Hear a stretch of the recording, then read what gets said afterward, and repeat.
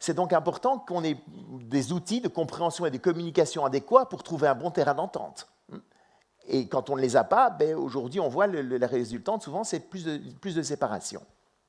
Mais en outre, cette quête d'égalité, qui est évidemment fondamentale, est à l'origine d'un énorme malentendu. Non pas sur l'objectif à atteindre, qui est quand même globalement évident aujourd'hui pour la plupart d'entre nous, enfin ici je pense qu'on est tous d'accord là-dessus, mais plutôt sur les stratégies à mettre en œuvre pour y arriver. En fait, jusqu'à la fin des années 60, il était établi qu'être un homme, c'était quand même un petit peu mieux qu'être une femme. On parlait du sexe fort et du sexe faible. Les choses étaient claires. Et Freud l'avait d'ailleurs affirmé avec force, quand une femme était hystérique, c'est parce qu'elle avait envie d'avoir un pénis. Alors qu'il n'a jamais imaginé une seule seconde qu'un homme puisse être frustré de ne pas avoir de sein. La norme, c'était l'homme.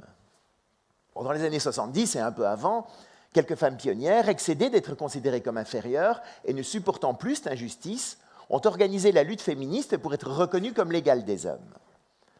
Comment ?